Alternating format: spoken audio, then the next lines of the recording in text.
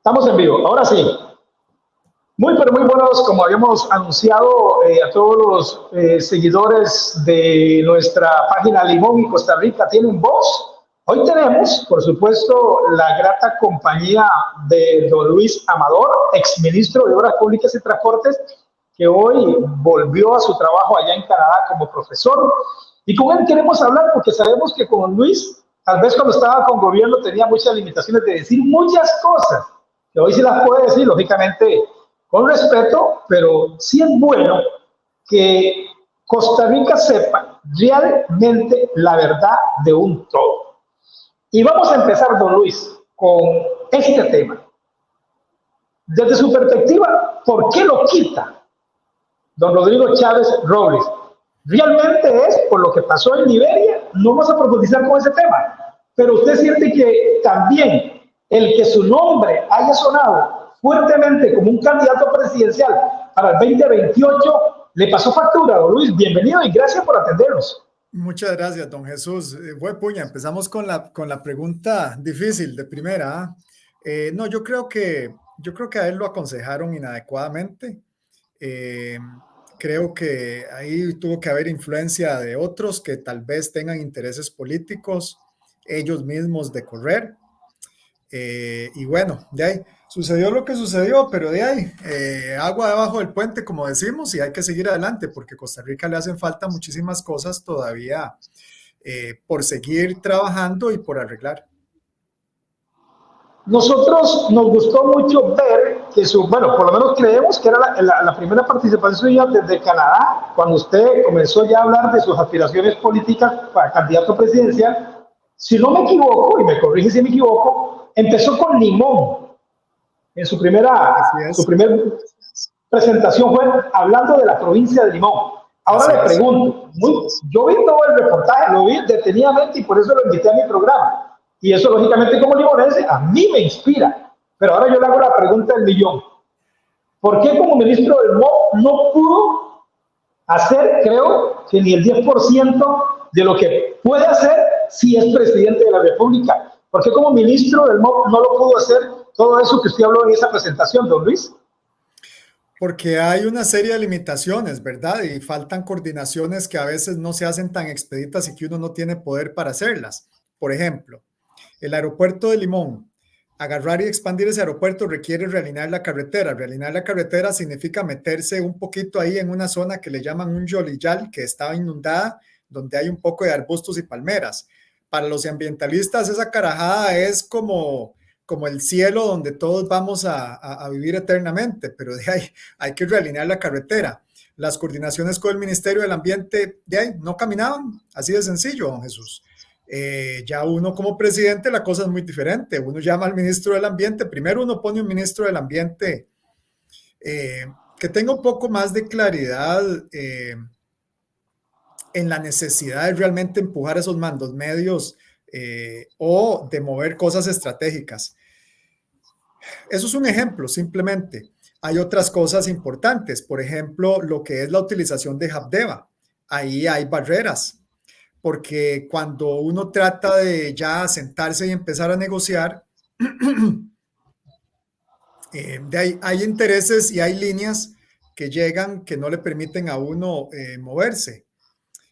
No sé si usted lo sabe, don Jesús, pero hay instrucciones mías para que no perdamos clasificación de ingreso a Estados Unidos, que llevan a cierto nivel de tensión a lo interno, porque Fuerza Pública está ahí, pero estábamos a punto de perder la auditoría y el acceso al mercado norteamericano.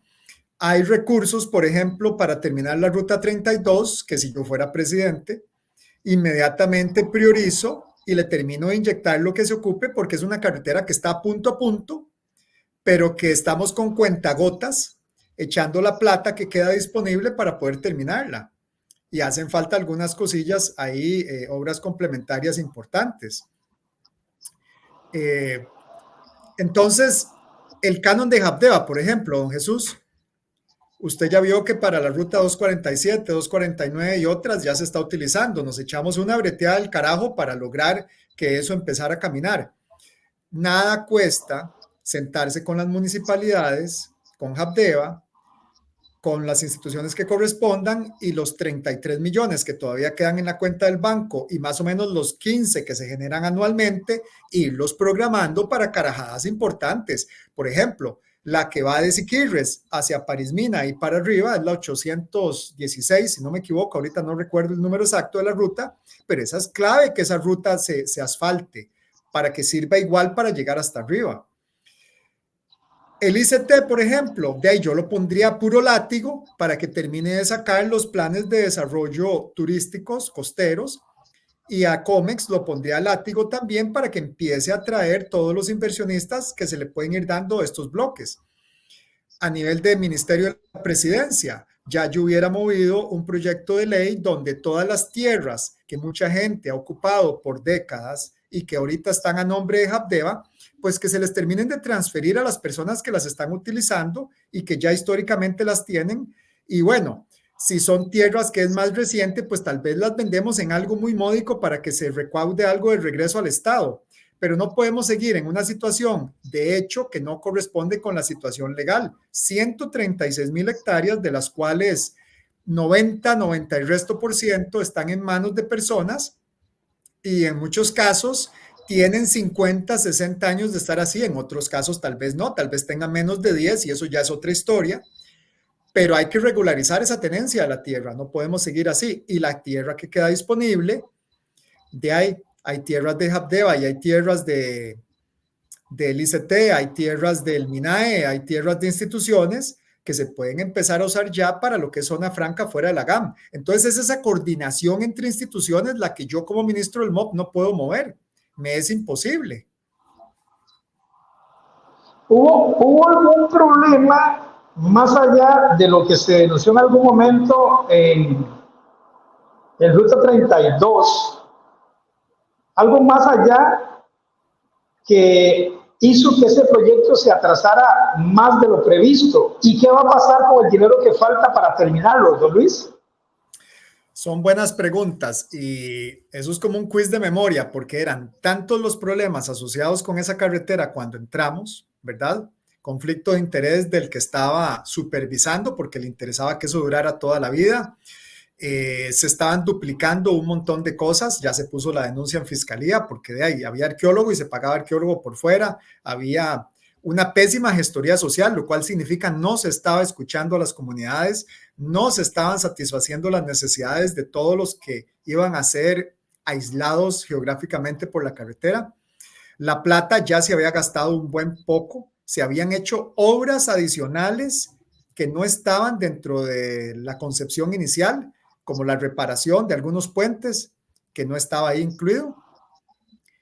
Y bueno, cuando ya se sanea todo y se empieza a ver cuánta plata queda, nos damos cuenta que no va a alcanzar, evidentemente. Y ahí pues hacemos lo que ya usted conoce. Pero también nos damos cuenta de todas las cosas, puentes peatonales, cruces adicionales, las calles de servicio para que la gente pueda salir sin tener que entrar de frente a la carretera, ni tampoco vayan a generar problemas de seguridad vial, ¿verdad? Porque ahí pueden haber choques, un millón de cosas. Entonces, sí, hay toda una gama de elementos que de ahí los agarramos y yo soy muy práctico y pragmático, los empezamos a ver cómo los acomodábamos hasta que logramos hacer lo mejor que se podía con la poca plata que quedaba y con todos los problemas de expropiaciones que habían. Para que la gente me entienda, los tiempos que nosotros llevamos en expropiación los medimos. Y en el estado costarricense se puede llevar en promedio 3 años una expropiación. A veces sale muy rápido si la persona está de acuerdo, a veces no, cuando está en un juicio sucesorio o cuando está en una disputa, en un interdicto de posesión y ese tipo de cosas. Entonces también tratamos de reducir lo que era expropiaciones. Y bueno, la plata para terminar, que es la segunda parte de su pregunta, esa plata para terminar, el gobierno de China no estaba queriendo facilitarla. Eran como 70 millones, Conavi tenía que poner como 10 más o menos, China tenía que meter como 60, 65, y el gobierno de China estaba diciendo, ustedes me tienen que pasar a mí o a un banco mío la plata de ustedes, los 10 millones, y entonces yo sí desembolso. De ahí eso es ilegal, eso no se puede hacer. Entonces nosotros le dijimos, no, usted pase la plata para acá, no querían. Le dijimos, entonces usted gira, yo giro y los dos giramos, no, tampoco querían. Y en esa negociación estábamos al momento de mi salida. Yo no le puedo terminar de dar la respuesta, yo confío en que se haya llegado a alguna solución, pero cuando yo salí hace casi 2 meses, no teníamos una solución para de dónde. Habíamos inclusive pensado, si ya finalmente China no nos da lo que falta de plata, vamos a tener que ir a pedir prestado al Banco Centroamericano, al BID o a alguna institución, esos 60, 70 millones. Buscar alguna concesión o algo similar. Perdón. 70 millones de dólares es lo que faltaría para terminar. Para terminar con todo lo que se redujo, que se hicieron rotondas que aguantan de 5 a 10 años sin dar problemas en el sentido de que no van a generar presas, pero eventualmente hay que ampliar y meterle más inversión. Eso es para salir y poder ya abrir en su totalidad. ¿Cuántos viajes va a llegar a tener esa ruta ya terminada? Porque me imagino que tiene que haber viajes para poderle dar mantenimiento. No se habían puesto en este proyecto que se está terminando en este momento. Yo sí he tratado de hacer la conciencia de que se ocupa poner un peaje, porque el pavimento fue diseñado para 10 años, ¿verdad? Así fue como se hizo. Y esos pavimentos normalmente se diseñan para 20, no para 10, pero para abaratarle costo, así venían ya preconcebidos, prenegociados y ya presupuestados. Y aún así no estábamos saliendo, ¿verdad? Con la plata. Don Luis, ¿por qué no alcanza el impuesto al combustible de la ley 8114 para poder mantener por lo menos la 32, que es, o se ha hablado, porque yo desde que tengo 5 años escucho decir que es la ruta de mayor desarrollo, que por aquí pasa el 80% del desarrollo del país, pero siempre tenemos la peor ruta y prácticamente no alcanza cuando se supone, porque yo siempre he creído, a mi parecer, que yo sé que tal vez no se puede porque tal vez legalmente no es posible, pero yo digo, si Limón, solo Limón, desde el viaje hasta Limón Centro, si lo que se cobrara ahí fuera solo para Limón, nosotros tendríamos la mejor autopista del país y no tendríamos ese montón de presas. Pero tengo entendido que la ley 8114, porque incluso yo hablo con las municipalidades y pregunto, más, un día yo estuve en el Consejo Municipal de Siquirres y dice, esta es la hora que no nos han todavía girado el dinero de la ley 8114. Pero resulta que en cada litro de gasolina que usted compra, se lo cobran. ¿Por qué no alcanza el dinero? ¿Cuánto realmente está generando la ley 8114 para que, en este caso, que es lo que a mí me importa a mí en este momento, Limón, desde el viaje hasta Limón Centro, prácticamente nos dé vergüenza ajena la carretera que tenemos, porque se supone, repito, que por ahí pasa el 80% del desarrollo de este país y tenemos la peor carretera, creo, que de Centroamérica. Ya le voy a contestar, nada más déjeme decirle que no solo pasa por ahí, tiene el potencial de que ahí se genere muchísimo desarrollo en ambos márgenes de la carretera, porque es una zona plana donde todo eso puede ir en zona franca por la proximidad a lo que son los puertos y un futuro aeropuerto. Y ahora sí le contesto su pregunta. Son $1,000 millones anualmente aproximadamente lo que genera el 8114. Y ahí le sigo contestando el resto de la pregunta. ¿Por qué no llegan? No llegan porque hay una cosa que se llama regla fiscal que le permite al Ministerio de Hacienda tener la discrecionalidad de decir cuánto va finalmente a transferir a nosotros, al gobierno, al MOP o a las municipalidades, dependiendo de si es cantonal o nacional. Y entonces ahí es donde pum, pum, pum, pum, cayó lo que se transfiere, y al caer lo que se transfiere, no llega toda la plata. Primera parte de la respuesta. Segunda parte de la respuesta. No solo no llega toda la plata, sino que nos va castigando año con año de acuerdo al nivel de ejecución. Entonces, si este año solo ejecutamos, el año pasado, de hecho, en el 22 ejecutamos el casi 90%, el primer año de gobierno, ¿eh? Y nos quitaron ese 10, lo tuvimos que pelear y lo volvieron a poner. Pero eso fue toda una negociación que se llamó los Juegos del Hambre. Este año usted escuchó en el mismo discurso y las entrevistas que el señor presidente ha dado que vamos como al 97% de ejecución, gracias a Dios y a que pusimos a caminar la máquina de infraestructura. Pero si no lo hacemos, nos van bajando. La segunda parte de la respuesta es que la cantidad que se cobra no es una cantidad que varía de acuerdo al costo del combustible. El combustible ha ido creciendo en costo, ¿verdad? Si usted lo proyecta históricamente, ha ido subiendo. No, es fija. Y al ser fija, se recauda todos los años casi que lo mismo. Y el costo de construir carreteras o mantener carreteras, del asfalto y todo eso, de ahí va subiendo. Entonces se va haciendo esa grada en la que no me giran todo y esto va subiendo en costo. Tercer parte de la respuesta, no hemos priorizado cuáles son las carreteras más estratégicas. Yo dejé aprobado un decreto ejecutivo en febrero de este año, antes de salir, como un mes antes, pero ya lo habíamos trabajado desde hacía ratillo, donde se dan los criterios para decir qué es lo más estratégico a nivel de red de carreteras. Y que a eso es a lo que hay que meterle la plata prioritariamente, porque vamos a ver, si yo salgo de mi finquita, tal vez no tenga la mejor carretera de frente, pero si yo sé que 20 minutos más adelante ya caigo en una calle que ya está en buena condición y después caigo en una autopista, pues ok, voy bien. No que ahorita salgo y todo a como estaba antes estaba en mal estado. Don Por ahí Luis, estamos. ok, termine. No, entonces, ¿qué hay que hacer para entonces tener suficientes recursos? En muchos casos hay que romper aquella regla que decía que lo que se recauda en peaje solo se puede usar para la misma ruta en la que se recaudó. Se debería usar en la misma ruta, pero cuando esa ruta ya está en perfecto estado, se le podría usar para otras rutas. Eso no se puede hacer hoy, lo dejamos en una reforma de ley de la ley de caminos que quedó en la Asamblea Legislativa. Hay que poner peajes en diferentes carreteras que ahorita no tienen, no peajes para matar a la gente.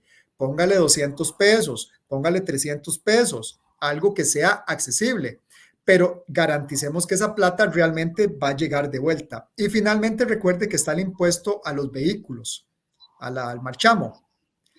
Ese, de ahí, el año pasado en sus negociaciones con la Asamblea Legislativa aceptaron bajarlo, lo cual fue muy bueno, pero entonces se castiga a todo el mundo al que le llegaba algo de plata en eso. Ok, don Luis, ¿por qué a pesar de el chorizo que se destapó con Meco y H. Solís, por qué, bueno, ahora aparentemente por ahí Pedregal ha aparecido como una tercera opción, ¿por qué Una tercera solo opción de empresa o de chorizo. de empresa o de chorizo? Bueno, ahí va la pregunta para usted. ¿Por qué solo estas tres empresas en Costa Rica? Porque al menos aquí en Limón yo conozco un tajo que tiene todas las de regla, las de ley, hasta que yo lo conozco, que es el tajo Chirripó. Pues que tienen maquinaria, que tienen buen material, que tienen todo, que tienen la concesión al día y todo, pero prácticamente la viven, como dicen, agarrando, rasguñando con la suya para sobrevivir, porque prácticamente nunca son tomados en cuenta, excepto que sea una donación o algo de la Comisión Nacional de Emergencias. Pero es un tajo de más de, yo lo conozco hace como 20 años, y prácticamente han vivido, como dicen, raspando la olla para sobrevivir. Y ni siquiera estando en la provincia de Limón, ni siquiera por estar en la provincia de Limón y en una zona estratégica como es el de Matina, tiene ni el 1% de las opciones de trabajar como las tiene Meco, H. Solís y ahora Pedregal. ¿A qué se debe eso, don Luis? Se debe a muchas cosas. Se debe evidentemente a un proteccionismo hacia ciertas empresas que ya vimos en el pasado. Se debe a que el mercado es pequeño y no se ha propiciado que crezcan otras empresas. Y ahí quiero elaborar un segundo. Nosotros formamos 20 microempresas para las comunidades donde les dimos la capacitación y después logramos que, no recuerdo si fue el INDER o una de estas instituciones, les diera la maquinaria donada para que puedan ir a asfaltar. Ahí había que seguir transformando para que entonces ellos recibieran contratos. Para ellos recibir contratos, había que hacer que a nivel municipal y a nivel nacional los contratos consideraran que el mantenimiento rutinario tiene que tener puntaje para calificar y darle más puntos a las microempresas que son con personal de la misma zona en la cual se va a hacer las obras. Eso no se ha logrado crecer. Entonces, estas empresas grandes siguen acaparando los contratos porque evidentemente que son los que salen y en las licitaciones se les pone o les ponían unas cantidades que hacía que todos los demás se quedaran por fuera. Esas son cosas que hay que ir limpiando y quitando, que las empezamos a quitar y a limpiar. La instrucción mía, de hecho, para los nuevos contratos de mantenimiento rutinario, que es el bacheo rutinario, era que se metieran todos esos criterios. Yo promocioné y salí en cámaras muchas veces diciéndole a todos los que querían formarse como microempresas que se acercaran al MOP, porque los estábamos formando y ayudando para que surgieran. Eso es una parte de la solución, no lo va a solucionar ya del todo. La otra parte es, bueno, si estamos con los mismos 3, 4 empresas, pues entonces hagamos la mayor cantidad posible para una puja a la baja del precio. Pongamos ciertos criterios de que tengan experiencia, pero el resto se va a ir por precio hacia la baja, y fue por el motivo por el cual en los contratos de conservación, los últimos, que logramos que la Contraloría nos diera la autorización porque no existían, se logró bajar 8,000 millones, si no me acuerdo mal, en costos, que se le logró ahorrar e invertir en más obra. Pero es un mercado pequeño, ha estado protegido, no se ha fomentado la generación de estas otras empresas, no se ha hecho una base de datos de costos donde realmente se comparen costos de Costa Rica con costos de otros países centroamericanos, donde se comparen costos en diferentes regiones. Y entonces eso es lo que sucede. Y don Jesús, si me permite aprovechar, porque es importante lo que usted dice de los tajos. En Limón hay una cantidad de materiales, y eso es otra de las cosas que uno como presidente tiene que hacer. El MINAE es el que controla eso. Nada le cuesta al MINAE darle al mismo estado concesiones sobre esos mismos recursos en los ríos, en los márgenes, para que podamos extraer, quebrar y nosotros mismos producir con la planta de asfalto de Siquirres, que ya la echamos a andar, es de las más viejitas, empezar a sacar asfalto. Otra de las cosas que uno como presidente, la presidencia podría hacer, ¿verdad? Don Luis, hay un tema que hay que tocar, aunque sea superficialmente, porque tal vez no puedes profundizar los hechos, pero había un proyecto en Limón que tenía más de 15 años de estar impulsado, que se llama Proyecto Amega, y que yo y usted lo conversamos una vez en Guapiles, creo que en la primera vez que vino el presidente y usted a celebrar el 31 de agosto a Limón, y yo le pregunté sobre ese proyecto y usted me dijo que se veía que era un proyecto viable, porque Limón lo necesitaba, porque Limón estaba pensando en un canal seco, y al ser Amega una terminal de transbordo, podía ajustarse a lo que necesitaba Limón. Incluso en aquel momento usted me habló que se podía hacer a través, incluso utilizando lo que estaba invirtualizado en Hackdeva y todos esos temas tocaron. Pero de un pronto a otro nos dimos cuenta que se archivó el proyecto. Y lo peor no es eso. El gobierno tendrá sus justificaciones y tal vez nunca se podrá saber el por qué realmente. Pero sí, el problema es que esta es la hora, casi un año después, que los posibles concesionarios, los hermanos Dengo, no han sido ni siquiera notificados ni contestados el por qué se archivó el proyecto. Lógicamente, que sea letra menuda, tal vez no se pueda decir. No obstante, ¿no cree usted que el gobierno mínimo, por lo que haya sido y por respeto a un proyecto de tantos años que iba a generar más de 3,000 empleos en Limón, no por ellos, no por los hermanos Dengo, sino por la provincia de Limón, que estaba esperando esos 3,000 empleos, y ahora que usted habla y arranca su campaña política, literalmente hablando, y pone como epicentro la provincia de Limón para arrancar, y que fue Limón la que le dio a don Rodrigo Chávez Robles 100% prácticamente la segunda ronda contra José María Figueres, no merecía el pueblo de Limón saber por qué Amega no fue, si tenía la opción de ser un proyecto viable para Limón, y que también el gobierno, tengo entendido, todavía tiene, o tenía, por lo menos, estando usted, no sé ahora si va a cambiar con el señor Batalla, pero tenía en mente lo del canal seco. ¿Qué fue lo que pasó realmente? Ok, le voy a dar la respuesta en dos partes. Vamos a hablar de canal seco y vamos a hablar de Amega. Ok, nada más recuérdeme la otra parte si se me olvida una de la otra. Ajá. Hay un reglamento que se llama Reglamento de Iniciativas Privadas. Ese es el que regula cuando un proponente como el que usted menciona presenta una iniciativa privada. El reglamento dice que hay dos fases, una fase donde el proyecto es propuesto y otra donde ya se acepta y se hace todo el estudio detallado que demuestra que sí es viable. Cuando nosotros llegamos, el proyecto creo que estaba archivado, si no me equivoco, y ellos estaban entrando a un contencioso administrativo o algo por el estilo, o a los pocos días pasamos a esa etapa. Ese reglamento de iniciativas privadas es tiesísimo, porque básicamente dice que no le podemos decir qué tiene que hacer ni por dónde se tiene que ir. Solo al puro inicio, cuando uno lo está recibiendo el proyecto, le puede decir, a ver, vea, sí, pero es que vea, ahí está Habdeba, y Habdeba tiene 4 o 5 puestos, y de los 4 o 5 puestos solo usa el 10% y tiene 2 grúas pórticas. Entonces, ¿qué le parece si mejor lo aprovechamos y se ahorra usted esa plata y así le es más fácil invertir un poco menos y arrancar? Eso es un ejemplo. Cuando un proyecto como estos, el gobierno no puede, uno no puede dirigirlo adecuadamente para que sea más viable y hay que dejárselo únicamente al inversionista, pues el inversionista hay cosas que él no sabe. Hay tierras del Estado que están disponibles, que pueden ser utilizables. Usted sabe que el Incofer tiene tierras allá en Limón, usted sabe que Habdeba tiene un montón de tierras en Limón, el mismo, ¿cómo se llama?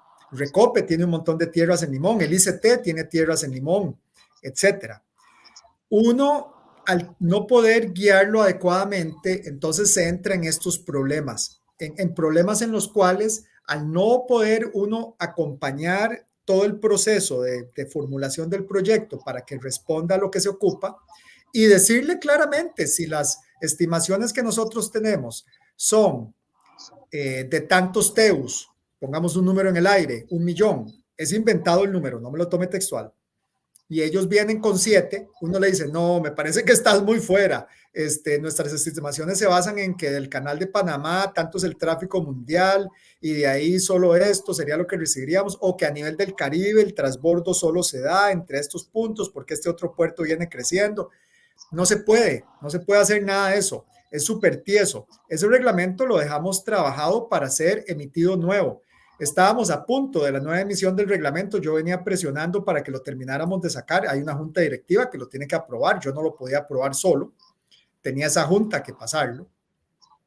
La ley de concesiones ya de por sí es más tiesa que el reglamento. También teníamos un proyecto de ley donde ya estaba lista, pero hay que mandarlo al Ministerio de la Presidencia y también hay que mandarlo al Ministerio de Hacienda y también hay que mandarlo al Mideplan y también lo tienen que ver en ya la vida, como decía Tres Patines. O sea, así no podemos. Seamos un poquito más eficientes, movámoslo más rápido.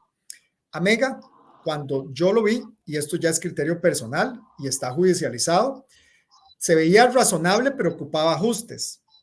Ajustes que ya no podíamos pedirle porque entonces entrábamos en una figura legal que significa que nosotros somos corresponsables y nos pueden acusar, demandar por millones de dólares hasta personalmente. Entonces ya uno ahí queda atado muy feo. El canal seco es una necesidad. Amega venía como una terminal de transbordo que después crecía con canal seco y hacia el puerto del otro lado. Cualquiera de las dos figuras es necesaria porque va a tener un impacto muy significativo en el país. Déjenme ser claros. Si Panamá es Panamá hoy, es por lo que el canal le permite apalancarse para sacar plata con cánones y reinyectarle a la educación, a los hospitales, a la seguridad. Panamá tiene el doble de los policías que tenemos nosotros. Ese proyecto de Canal Seco, antes de mi salida, habíamos formado un equipo interinstitucional. Yo le había pedido permiso al señor presidente y los había puesto a trabajar para ver qué es razonable, qué magnitud, qué ubicaciones, sin tocar los parques nacionales ni las zonas protegidas. También por la geografía del terreno, que fuera lo más plana posible, con base en los datos que teníamos del TELCA, del costo por kilómetro, por tipo de estructura, de ferrocarril, etcétera, cuánto costaría toda la vía férrea sobre ese trazo. De acuerdo a la demanda que estimábamos, de qué tamaño serían esos puertos. ¿Cuánto significaba eso? ¿Cuánto podría generar? Si realmente era rentable. Ahí montamos una nota conceptual a lo interno. Y vea usted que la gente, los funcionarios públicos son capaces cuando están motivados y cuando se ponen a trabajar. Y eso se puede lograr.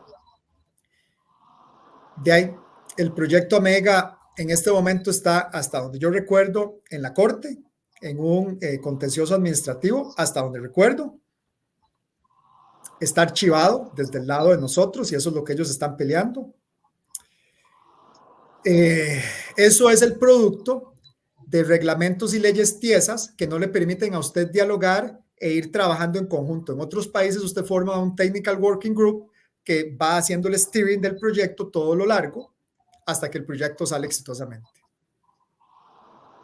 Comprendo.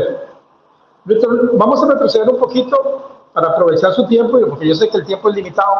Vamos a retroceder a los 1.000 millones que ingresan por la ley 8114. Usted dice que se le aplica la regla fiscal y que lógicamente esos 1.000 millones, me imagino, se reparten en todo el país, supongo que es para reparar todo Las el país, ¿verdad? municipalidades y el gobierno No, no, central para no. la red nacional. ¿Cuánto, ¿cuánto le toca a las municipalidades? ¿Es Les estaban equitativo? dando como 110 mil millones de colones. A Y cada entran, municipalidad. sí, y entran como 500 mil millones. Entonces se les estaba dando, póngale uno entre 5, un 20%. Ok, había una pregunta que se me había quedado y ahorita Dios me prendió el foco, porque siempre hemos tenido la duda. ¿Por qué se llevaron la planta asfáltica de Siquirres? No tengo la misma Por idea. desaparecer. No solo la de Siquirres, las mandaron a pagar todas las plantas de asfalto, estaban sin utilizarse. ¿Por qué pasaron una para un lado y la otra para el otro? En Guanacaste nunca la armaron, ahí la dejaron nueva y desarmada. De ahí, esas son preguntas que yo no le puedo dar la respuesta porque no fui yo, desgraciadamente. Sí, echamos a andar las plantas de asfalto de nuevo para que empiecen a funcionar. La de Limón, no les voy a mentir, es la más vieja de todas. Más bien Pero deberíamos de estar no, apostando, perdón, 10 segundos, don Jesús, deberíamos de estar apostando a cambiarla por una nueva. ok, pero ya ahora eso ya queda en manos de otras personas porque ya usted no está, lástima, ¿verdad? Bueno, depende de los que nos escuchan y nos miran. Si me dan la oportunidad de aquí a un par de años, tengan la certeza que la provincia de Limón está siempre en mi corazón, la amo con toda intensidad porque tiene muchísimo potencial. Es que ustedes tienen todo ese frente de costa ahí que está sin aprovecharse. ¿Qué va Tienen a un pasar aeropuerto con, que ya lo podemos echar para adelante, es plana, está a la par de una montaña que genera una cantidad de agua impresionante. Es simplemente meterle los recursos de manera priorizada, estratégica. qué pasó con Surquí? ¿Qué pasó con lo que usted en algún momento proyectó y se habían visto? Incluso veíamos hasta videos de los tabules, de todo eso, para que no estuviéramos viviendo los limoneses peor que nunca, que ahora Surquí lo cierran casi que cada 24 horas. ¿Qué nos va a ofrecer? Porque yo siempre decía una cosa, antes que llegara Mega, yo decía, si hay problemas con el Surquí, sin haber llegado a Mega, ¿qué va a pasar si a Mega llega a cumplir la expectativa que supuestamente iban a pasar hacia Limón 1.000 furgones diarios? Que lógicamente, gracias a Dios, están pasando ese caso 100. Pero, ¿qué va a pasar si llega a Mega a cumplir con eso? Vamos a cumplir de que la exportación y sí, ¿qué va a pasar con ese surquí? Porque ese surquí prácticamente hoy por hoy, casi que cada 24 horas, don Luis, lo viven cerrando. Ese es otro ejemplo de la pregunta inicial que usted me hace.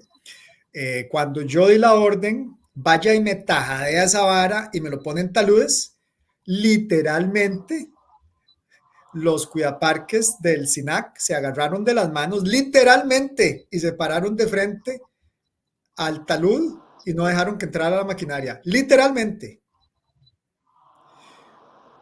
Ahí es donde uno tiene entonces que realmente llamar a las partes y decirle, a ver, puña, eso ya está impactado, por amor de Dios, ahí ya no quedó bosque, eso es un talud pelado. O sea, pero ahí es donde entonces ya se sale del MOB y entra al MINAE, para que estemos claros.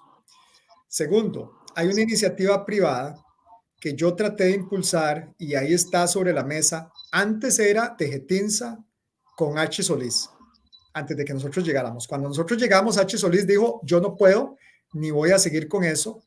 Getinsa empezó a buscar otro socio y antes de mi salida ya parecía que tenía ese otro socio. Hablamos, los pusimos en reuniones, les explicamos la prioridad que tenía meterle esos muros falsos, esos muros de contención, túneles falsos, etcétera, para la parte de montaña poder hacerla.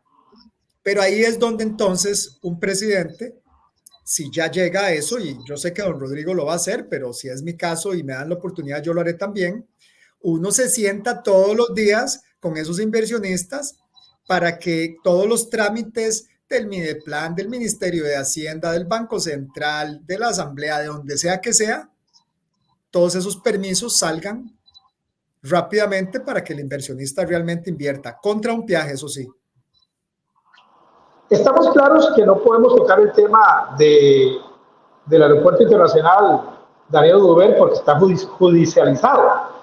Pero nada más le voy a hacer una pregunta, ya que vemos que su interés es bastante marcado de pelear por la presidencia de Costa Rica. Todavía me imagino que no tiene una bandera, pero creo que le van a sobrar banderas y partidos políticos. Supongo. Estamos haciendo uno nuevo. Están haciendo uno nuevo, ok. Y la pregunta al millón, nada más. ¿Usted va a salir bien librado de todo lo que se rumora en Costa Rica después de su salida del MOB? ¿Usted siente de que sin ningún problema va a salir bien librado y que su nombre pronto lo pondrá en la palestra de los ticos para que vayan conociendo el nuevo partido y también su nombre como candidato? Creo que sería un candidato bastante fuerte porque yo sí he sopesado, he hecho varias entrevistas y encuestas en torno a lo que significa Luis Amador como funcionario público. Sienten que lo que no hizo o no pudo hacer fue porque no lo dejaron hacer, simple y llanamente. Pero si hubiera podido hacer muchas cosas que usted tuvo en agenda, las cosas hubieran sido diferentes. Pero la pregunta es concreta.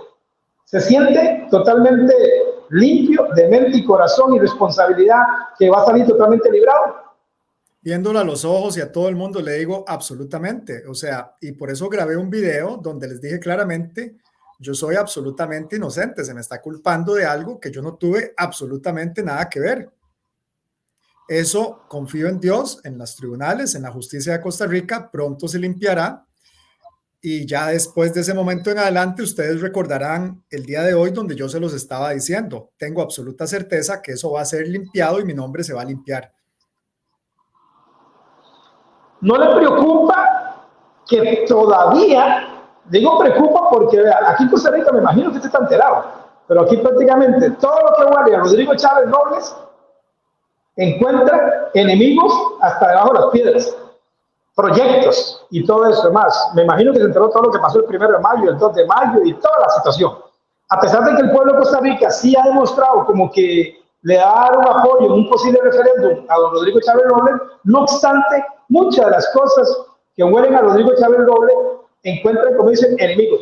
Todavía siente usted que ya usted se hizo una limpia por aquello de las moscas, como decimos popularmente, para que no lo persiga el fantasma del Partido Progreso Social Democrático. Vea, hay muchas cosas que se han venido cambiando por esta administración y ya empezamos a ver resultados, gracias a Dios, positivos para el país. Quedan muchas cosas todavía por seguir cambiando. El nivel de problemas que había en Costa Rica se han resuelto algunos, pero quedan muchos todavía para el futuro.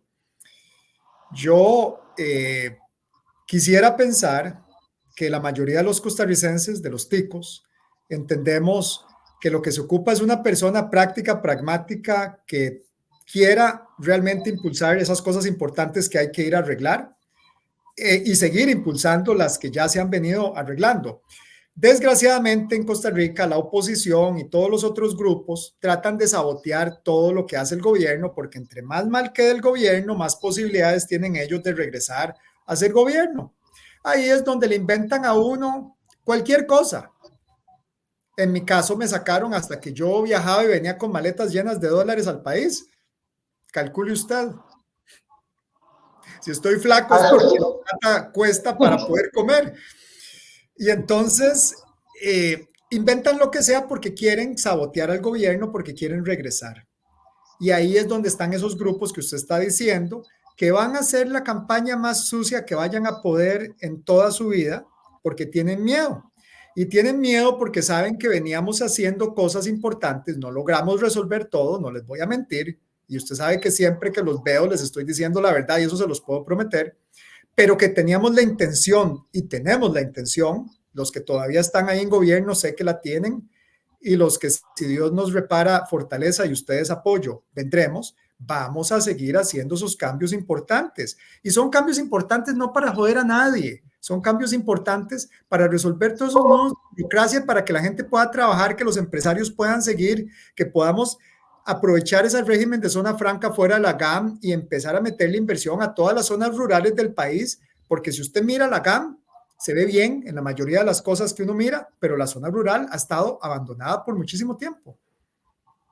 Don Luis, ¿cómo le creemos los limonenses, especialmente a un político de turno, en este caso particular usted que está promoviendo su nombre para el 2026, cómo le creemos cuando hemos sido prácticamente, y no creo que ni siquiera literal, prácticamente engañados por los últimos 10 gobiernos de Costa Rica, que nos viven diciendo que por aquí pasa el desarrollo, el 80%, pero tenemos a Talamanca, a Matina, a Siquirres, a Limón Centro, a Guásimo, y tal vez ahí se salva un poquito poco, sí, porque está conectado con la capital, o está más cerca de la capital, pero casi que tenemos a los 6 cantones de la provincia de Limón que no superan el índice social de desarrollo, no pasa por el 50, del lugar número 50. ¿Y cómo le creemos, en este caso, a Luis Amador, que cuando usted ve en el 2026, por lo menos la provincia de Limón, que es lo que a mí me interesa, de verdad, va a cambiar y que vamos a ver no solamente a Limón y a Siquirres, yo que soy de Siquirres, no, que vamos a ver los 6 cantones, realmente que por lo menos no vamos a llegar, no es que queremos llegar al primer lugar, sabemos que es casi imposible, pero sí por lo menos que podamos decir, wow, subimos al que sea al lugar 20, después de 50 años. ¿Cómo vender esa idea que esta vez con usted, Limón sí? De dos maneras. La primera es con los hechos que ya vieron, que se plasmaron, y la segunda es con las explicaciones que hemos estado subiendo de lo que le daríamos prioridad y lo que haríamos para la provincia. Hechos concretos. Señores, si el canon de Habdeba se usó para esas 3 rutas que yo les mencionaba, no es por una simple coincidencia, es porque yo me puse al frente de controlar y coordinar que mi plan, que el CONAVI, que el MOB y que otras instituciones que sí tenía algún nivel de influencia lograran sacar el proyecto, porque ni siquiera estaba inscrito. Y ahí están los proyectos caminando. La ruta 32 tomamos una carajada que era, bueno, el día que alguien tenga la oportunidad de entrar me va a entender, eso era el acabose, era un basurero completamente desde el punto de vista administrativo, financiero, de concepción, de diseño y de todo lo demás. Y lo tuvimos que ordenar y poner a lo que ya pronto esperamos que pueda ser terminado.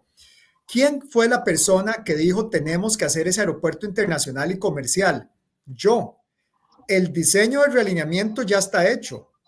Los cálculos de cuántos pasajeros y el perfil ya estaba en preparación. Y eso lo estaba haciendo yo en mi oficina con una consultora interna del ministerio, trabajando el proyecto para ese aeropuerto, trabajando los proyectos para hacer los cálculos, las mismas zonas del ICT que se están haciendo en un plan turístico. La persona que fue y le habló al presidente y le dijo, tenemos todo ese frente de costa ahí desperdiciado, tenemos que hacer algo, tienen un potencial increíble.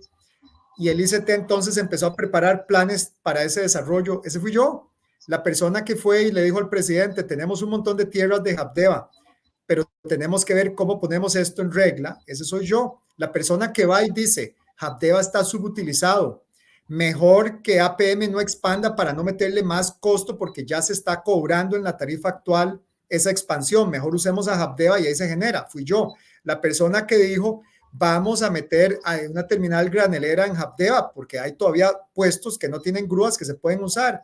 Ese soy yo.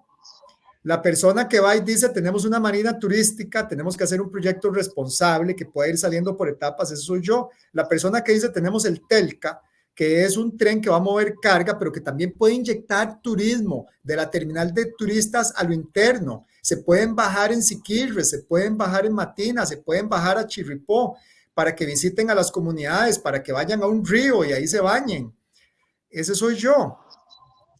La persona que tiene fe en la provincia de Limón soy yo, porque cuando voy me doy cuenta. La persona que echa a andar la planta de asfalto soy yo. La persona que hace que el Incofer, la municipalidad y nosotros firmemos un convenio para uno de los tajos soy yo. Y el que está pidiendo que abramos más tajos soy yo también.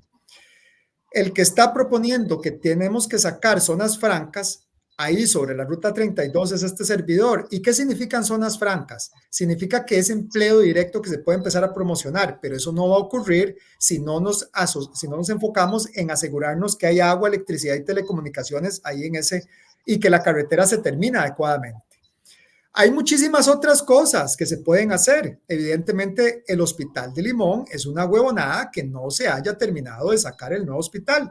El mismo Habdeba tiene allá por Liverpool una finca como de 100 y resto de hectáreas. Frente al mismo Habdeba hay un lote de 1000 metros cuadrados. El lote del Incofer, donde está la terminal de trenes, tiene 7 hectáreas. Yo mandé a preparar un diseño para que parte de ese lote pudiéramos sacar unas torrecitas y ponerlas en concesión y entrar algo más de plata para poder ir regenerando Limón junto con la marina turística, el lote de Habdeba que está al frente.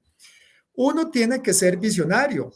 La persona que se ha sentado con los comerciantes de los mercaditos que están en Habdeba y les ha asegurado que es parte de lo que se va a seguir haciendo soy yo, con los camioneros, para que entendamos la solución de los camioneros y la plasmemos en una terminal seca, en un lote de 10 hectáreas que está en las afueras de APM y que ahí podría llegar la carga de todos los camioneros para que esos pobres señores no tengan que pasar la tortura de entrar a APM, sino que APM salga y recoja la carga. Ese soy yo.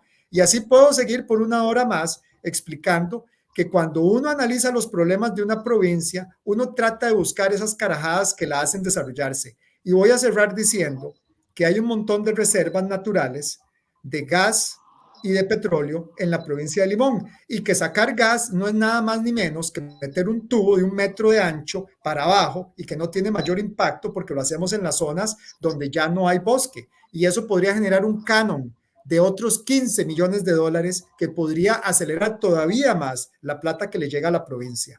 ¿Quién está diciendo aprovechemos el canon de Limón, sentemos a las benditas instituciones para que financien lo que es estratégico? El servidor que les está hablando.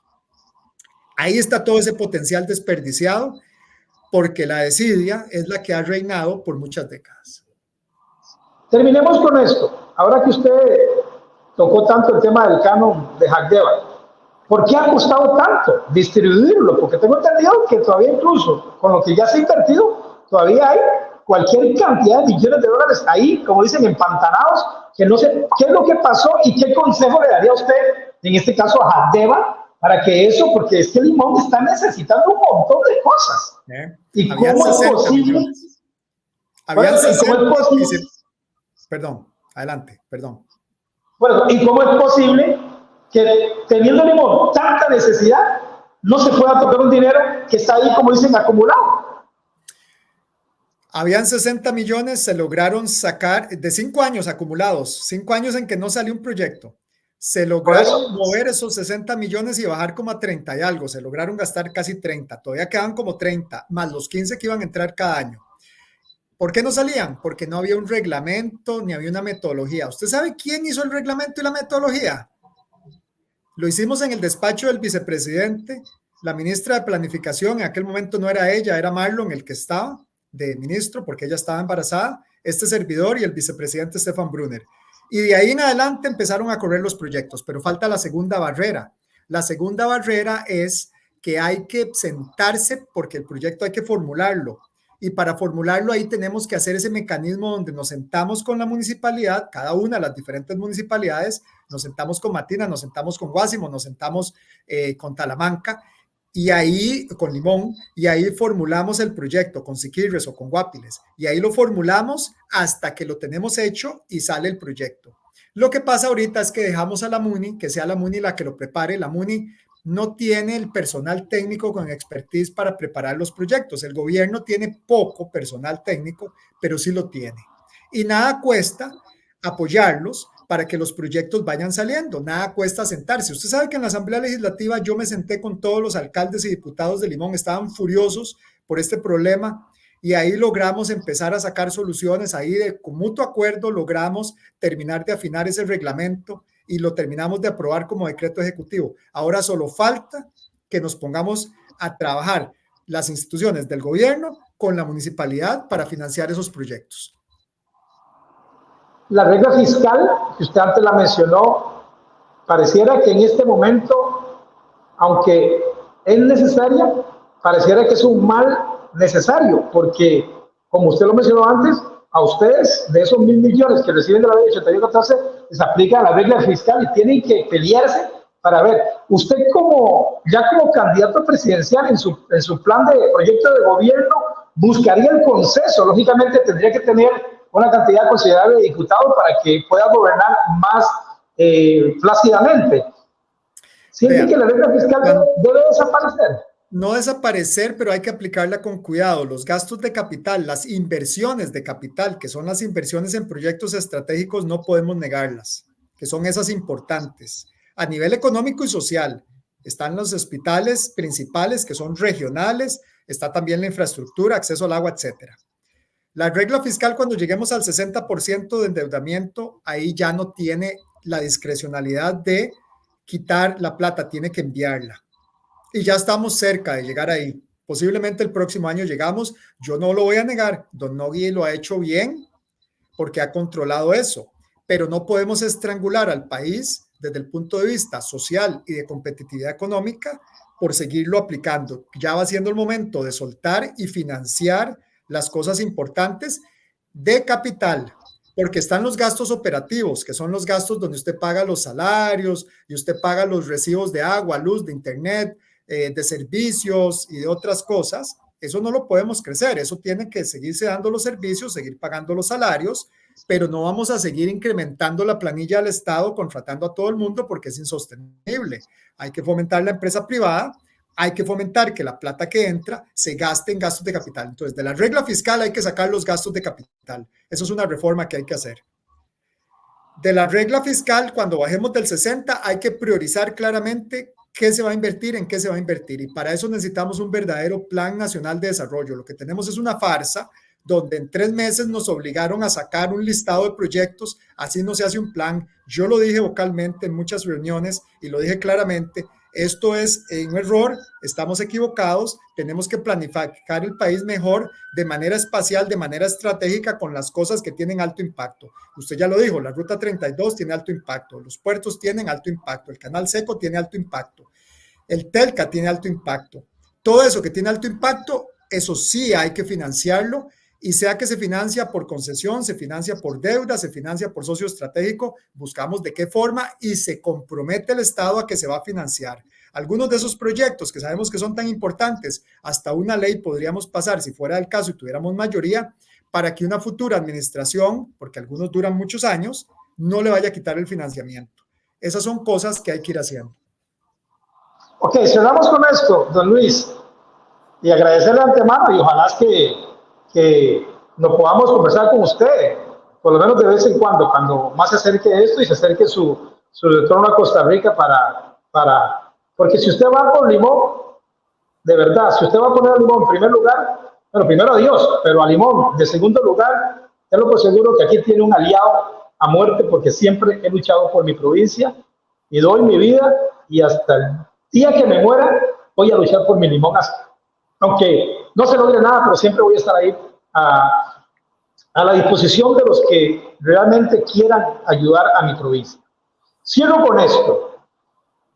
Veía venir, la olfateaba, la presentía, o lo tomó por sorpresa su despido del Ministerio de Obras Públicas y Transporte.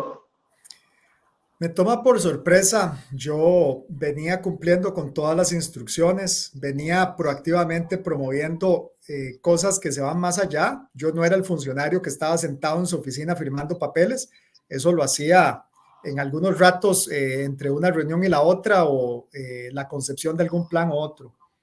Veníamos formulando cosas que se salían un poco a nivel de vivienda, desarrollo urbano, veníamos promoviendo reglamentos para mover eso, veníamos escaneando los expedientes del gas natural para que eso no se perdiera, para que algún día algún visionario lo echara a andar y lo pusiera en un fondo soberano. Yo venía trabajando a máquina completa con todo lo que la capacidad me daba y las limitaciones significaban, ¿verdad? Porque limitaciones hay muchísimas. Yo eso no lo veía venir, honestamente. Como le dije, habíamos entregado la semana anterior hasta el análisis que ni nos competía del Canal Seco para ponerle números y saber tangiblemente qué era lo que ocupábamos para el país. Eso es un simple ejemplo. Yo aquí en Canadá inclusive me reuní con el gobierno de Canadá para pedirle que si podíamos promover una concesión para que nos metieran plata para poder terminar la Ruta 32 como plan B por si China no lo lográbamos. Uno venía proactivamente haciendo todas las cosas que uno podía hasta el máximo, hasta el último día, hasta el último minuto de cada día, los fines de semana. Cuando entramos en política, hay mucha gente ahí a lo interno que quiere ser candidato o candidata, para no irme mal por la parte de género, que ahora es tan importante, pero realmente cuando entramos en eso, de ahí empieza la serruchada de piso, la motosierra para que la serruchada de piso sea más rápida, y de ahí pasa lo que ya ustedes vieron que pasó. ¿Cuándo se le mete a usted en su cabecita decir, ¿por qué si como ministro pude hacer tanto, qué más no puedo hacer siendo el presidente de este país? ¿Y cuándo sintió usted que usted es una persona candidatable para ser presidente de Costa Rica? ¿Cuándo toma esa decisión de usted decir, ¿y por qué no? Si como ministro, a pesar de que muchas cosas no las pude hacer, porque en muchas sabemos, porque conocemos el entorno, tenemos más de 35 años de estar cerca de todo esto, y sabemos que hay muchos ministros y muchos presidentes ejecutivos que desean hacer muchas cosas, pero muchas veces están atados de mano, o les ponen, como dicen, les ponen el brazo hacia atrás, y aunque quieran, no pueden hacer muchas cosas. Pero cuando usted decide, decir, no fue en el momento que lo llama usted Rodrigo Chávez Robles para que sea el ministro de la Pública Transporte, que ya usted venía con esa mentalidad de por qué no un futuro ser candidato presidencial. ¿Cuándo es que nace ese momento que usted dice, por qué no puedo ser candidato presidencial si siento que tengo buena acogida de parte del pueblo de Costa Rica? Cuando el señor presidente me llama y regreso después de haber formado mi vida en Canadá por más de 16 años, ahí es simplemente el interés de ayudar y las ganas, porque ya yo había enviado cartas muchas veces a muchos otros gobiernos previos ofreciendo mis servicios, pero anyways. Cuando va pasando el tiempo y me voy dando cuenta que hay tantos problemas por resolver, ahí empieza a despertarse un poco eso. Me doy cuenta que el uso del conocimiento adquirido, la experiencia en otros países que he estado y el amor por la patria, lo ponen a uno en una posición en la que uno realmente quiere hacerlo. Y cuando ya uno tiene la experiencia de tener que lidiar con tantos problemas, chocar con otros, no poder uno dar órdenes a ciertas instituciones porque uno no tiene la competencia, entonces ahí lo termina de empujar a uno por ese camino y ahí se da uno cuenta después de ver tanta necesidad, porque yo me monté en el carro y visité todo el país, traté de cubrir la mayoría de las rutas de todo el país que eran mías. Y ahí uno se da cuenta realmente el nivel de disparidades. Y esto no es un político trillado. La gente que estuvo allá en diferentes lugares que yo estuve, en Los Cotos, en diferentes partes de Limón, yo me metí debajo de los puentes inclusive para ver cómo estaban las cosas. Y ahí uno realmente ve puña. Estamos mal y hay una disparidad gigantesca entre lo que pasa en el Valle Central, que no es que estamos perfectos, pero la disparidad existe y entonces uno empieza a ver el potencial, porque Costa Rica tiene un clima espectacular, por eso tenemos tantos turistas, tiene un prestigio a nivel internacional impresionante, pero ¿a dónde se van? ¿Se van para Limón o se van para el Pacífico Sur? Y entonces uno empieza a ver todas esas cosas que no se están enfocando adecuadamente y que para enfocarlos son ciertas cosas, y ahí entonces empieza a formarse esa concepción de la idea de... Ya yo como profesor me aburro, ya he escrito 50 papers, yo puedo seguir escribiendo, pero nadie los lee. Y el que los lee porque está estudiando y quiere conocer una teoría nueva. Pero me da más disfrute personal el saber que el día que me voy a morir, logré hacer algo, logré cambiar algunas cosas y por lo menos, aunque no se resolviera todo, logré dejar que fuera caminando en una línea que otros puedan seguir. Ok, su mensaje final, don Luis, agradecerle para mi página Costa Rica Tiene Voz, que nos haya atendido, que hayamos podido hablar, creo que largo y tendido desde su perspectiva de lo que significa en este momento Limón para usted, que eso es lo que nos llamó la atención y por eso le buscamos y le pedimos esta entrevista y esperamos que no sea la primera que nos dé. ¿Cuál sería su mensaje final para esos limonenses que podrían ver en Luis Amador? No digamos que la tabla de salvación, porque ojalá que dentro de 2 años ya no se tope con la Contralora General de la República, que está actualmente, que aparentemente es la que decide qué se hace y qué no se hace en Costa Rica.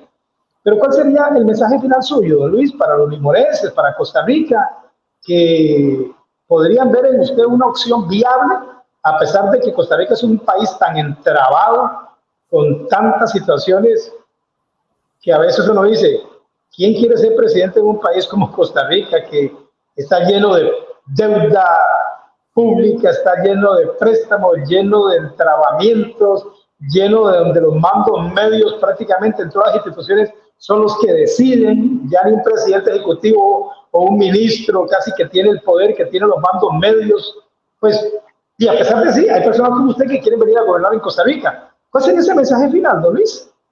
El mensaje es muy simple. El mensaje es: toda mi vida les he hablado con la verdad, con honestidad y transparencia. Si algo no se puede hacer, se los he dicho. Y la forma en la que se puede hacer siempre he buscado que sea la más práctica y pragmática. Si llego y topo contra una pared, habrá una ventana o una puerta que se pueda abrir para poder proseguir. Ese soy yo. Toda la vida me he dedicado a resolver problemas. He trabajado en otros países resolviéndole problemas a otros ministerios, en Ecuador, en Qatar, aquí en Canadá. A uno resolver problemas para el país que no es de uno, uno lo hace, le están pagando. Pero llega el momento en la vida en la que uno dice, ya yo hice todo eso y Costa Rica sigue ahí estancada. Y uno tiene la oportunidad, gracias a don Rodrigo y gracias al gobierno actual, de ir y tratar de hacer las cosas, y entonces uno llega a tener ese entendimiento ya más global que le confirma a uno que realmente, si Dios lo está empujando en esa línea, es porque es una línea que todavía no ha terminado y que requiere de muchos años más. Y ahí es donde entonces yo humildemente me ofrezco. Ya dependerá de las personas si ven en un servidor a alguien que quieran apoyar, pero la capacidad, la sinceridad, la honestidad, la transparencia, ahí están, y las ganas de que se puedan ir cambiando, porque cuando uno siente y ve un proyecto salir y ve algo que salió, eso da una satisfacción increíble, porque uno ve a la gente disfrutando de algo que ya finalmente llegó a una conclusión, que ya finalmente está funcionando. Y bueno, ahí estamos tratando nuevamente de ir a servir al país. Aquí me preguntan algo para cerrar. ¿Se fue enojado, resentido, bravo con don Rodrigo Chávez o ya han conversado después de lo que pasó? No, no, para nada. Como lo dije al puro inicio, yo creo que ahí hubieron influencias, otras personas que le hablan, que tienen intereses políticos, etcétera. Esa es mi lectura, honestamente. Yo admiro lo que él vino a hacer, a cambiar el país, a tratar de resolver muchos problemas. Todos somos diferentes. Él tiene la forma de hacer las cosas, yo tengo mi forma de hacer las cosas. Pero eso no importa, lo que importa es si se logran hacer las cosas. Yo no guardo absolutamente ningún resentimiento. Yo era un puesto de confianza, así de simple. Y cuando la confianza se pierde, él tenía toda la discrecionalidad de removerme, y eso fue lo que él hizo. Igual que a la señora de Links, que la removió el día de ayer. Bueno, eso es simplemente el gobernar. Uno va haciendo las cosas en lo mejor que uno puede. Sí creo que fue influenciado de una manera incorrecta, con una duda de algo que no lo es, pero bueno. Pero pesó más, entre comillas, lo del aeropuerto internacional, o pesó más de que ya su nombre sonaba como un fuerte candidato para el 2026 como presidente. Exactamente, eso es lo que yo leo también. Yo leo también que las personas estaban viendo que veníamos haciendo las cosas y había apoyo popular. Y sí, evidentemente en ese momento yo no podía dedicarme a hacer un partido político, era prohibido para mí participar en política o empezar a promoverlo, pero empezaba a sonar en encuestas que ustedes veían bien a este servidor tratando de tener esa continuidad que tanto se ocupa. Y ahí, pues los otros que también tienen aspiraciones y que también quieren llegar, de ahí yo creo que no les gustó, y entonces empezaron a usar todo lo que pudieron para serruchar el piso, como decimos típicamente en Costa Rica. Pero bueno, Aquí estamos, vamos para adelante y ha sido realmente un placer. Muchas gracias a todos los que estuvieron aquí escuchándonos. Les mando un abrazo y aquí seguiremos todos los días echando para adelante. La perseverancia es lo mejor que uno puede tener en esta vida. Cerremos con esto, 10 segundos. Es un hecho que cuando usted sea candidato presidencial no va a ser ni por la unidad, ni por Liberación, ni por el PAC, ni por el Partido Progreso Social Democrático. Viene con un nuevo partido. Es un hecho, vamos con un partido nuevo, lo vamos a estar anunciando. Es un partido que realmente agrupa todo lo que somos los ticos, los valores que tenemos y lo que queremos hacer para nuestra amada patria. Aquí hay un limonense a las órdenes, cualquier cosa. Muchas gracias. Que Dios lo acompañe. Muchas gracias a usted y a doña Alicia por haberme permitido conectar con usted, don Luis, y estamos para servirle. Muchas gracias. Hasta luego.